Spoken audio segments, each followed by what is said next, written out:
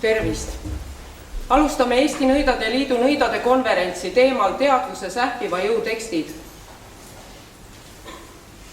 Algus.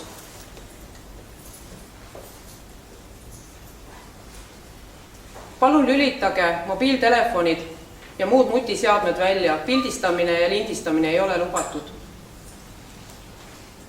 Esineb Eesti Nõidade Liidu Tartu Nõid.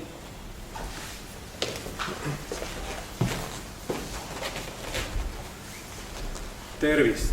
Mina olen Eesti Nõidade Liidu Tartu Nõid. Tartu Nõia jõud näeb välja nii. 0.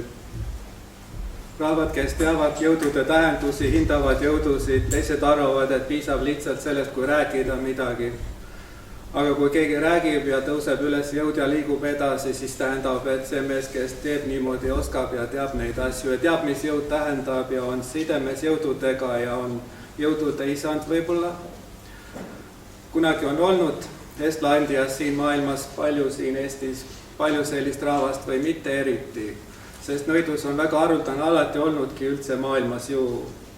Ja seda tüüpi nõidus, mida te näete, see kuulub siia Estlandiasse, see ei kuulu kuhugi Ameerikasse või Saksamaale, see üldse kuhugi ei kuulu, see on Eesti asi ja see ei liigu siit välja edaspidigi.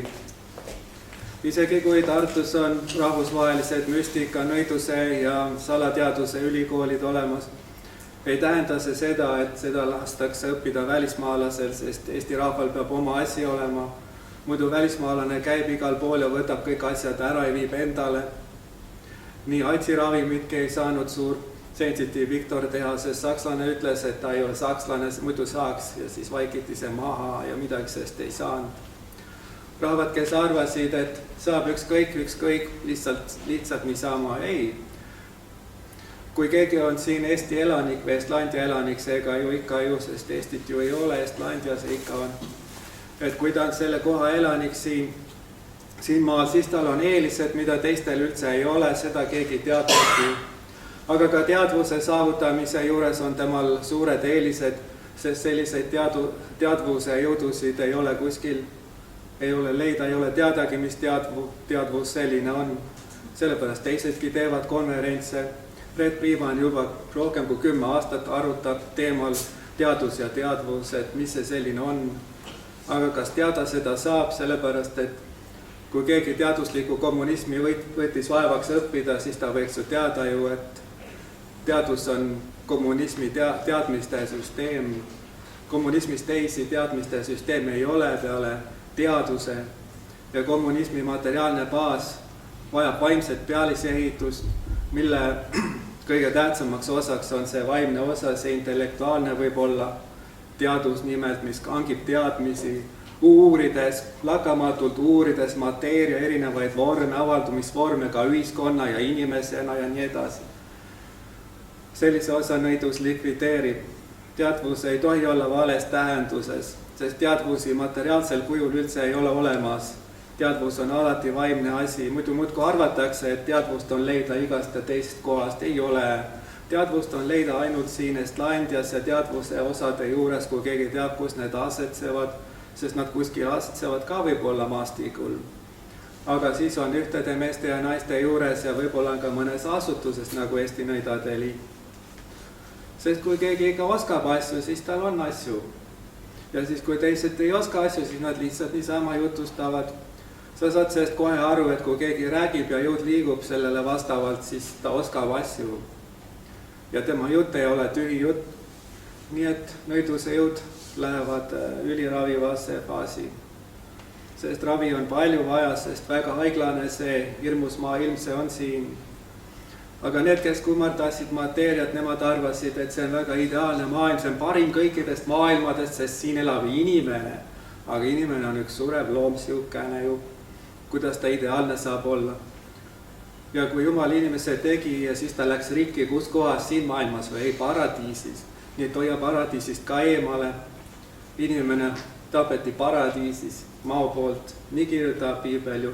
Kõige hirmsamad tekstid, mis saavad olla, need tulevad alles arutusse maailmas, neist ei ole suurt midagi teada. Teoloogia vaikib nendest tähendustest, isegi kui mõni teab siin ja seal, eriti juudid võib-olla teavad. Rahvad, kes ootasid, et sähvivus on teistsugune asi, et välk sähvib, ei. Terminitega ei või mängelda, sellepärast, et sähvivus on eri asi hoopis. Sellepärast, et sähvivus liigub ülevalt alla ja alt üles ja jääb siia püsima. Välk teeb teisi asju. Algust tuleb juttu järgmisel konverentsil Pärnus nüüd järgmine nädal. Teadvuse välgusüsteemidest ja nii edasi. Mitte taevaalusest välgust, see on üks teine.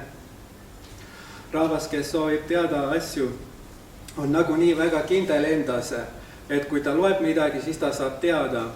Aga kui sa loed, siis sa loed selles mõttes, et see on hariduse alguseks vajalik, sa saad teada igasuguseid asju, sest üldse baastermineid, mõisteid ja mida usutakse ja teatakse maailmas või arvatakse, seda liiga vähe veel teatakse. Me istume siin nagu nurga taga, see on Eestis on selline nurgatagune koht, siin on hästi rahulik, siin miski ei häiri mitte kui kedagi peaaegu üldse ja teadmised ei puutu kellessegi suurt eriti. Rahvad, kes ütlesid, et Eestis ei ole mingi oma vaimseid praktikaid ja nii edasi, loomulikult, et on, nad lihtsalt eksisid, need rahvad, nad ei teadnud sellest ju. Kui otsida igasuguseid praktikaid siin Eestis, mis praegu levivad, siis vaata, et ta on välismaalt pärit niikuinii. Ükskõik, mis ta nimetus on. Isegi Jumala riigi kuulutus on välismaalt pärit. Miks kõik on välismaalt pärit? Välismaal on suured huvid Eestis miski tõttu. Ta tuleb iga natukese aja tagant, toob oma uusi asju jälle, et lämmatada see kohalik elanikkond, et see välja suretada ja nii edasi, aga niikuinii see ei õnnestu neil. Isegi kui Neeger tuleks peaministriks, ikka ei õnnestu see. Paljugi, mis nad proovivad. Sa mõtlesid, et võib-olla võib ütelda sõna Neeger, aga kuidas Nigeerias elada saab, siis tuleb üldse ära keelata, see on ju Negroland, Nigeeria, eks ju. Aga tuleks ÜRO-st välja heita, kui keegi ütleb sõna Neeger. No, nii et jätame selle sõna eks rahule ükskord. Las kustutavad Nigeeria ära maailmakaardilt mustade meeste riigi siis.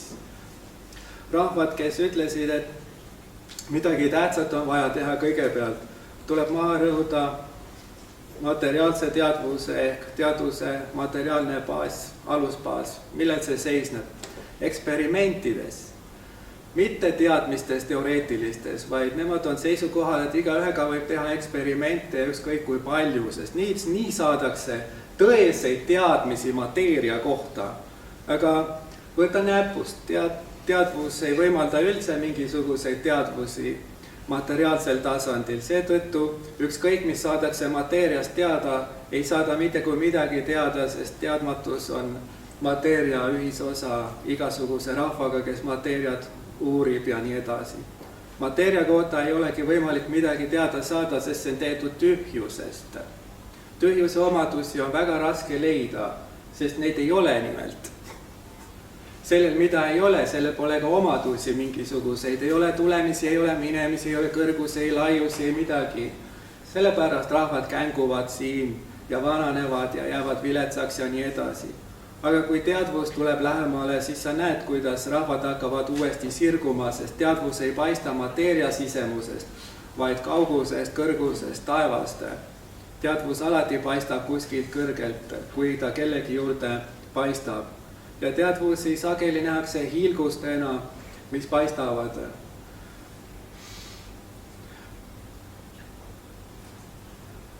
Teadvuse suuri jämgi võimalus on tagasi tulnu jämgi 0-0 nüüd. Teadvuse sähviva jõu osa on ilmutatu jämgi 0-0 nüüd.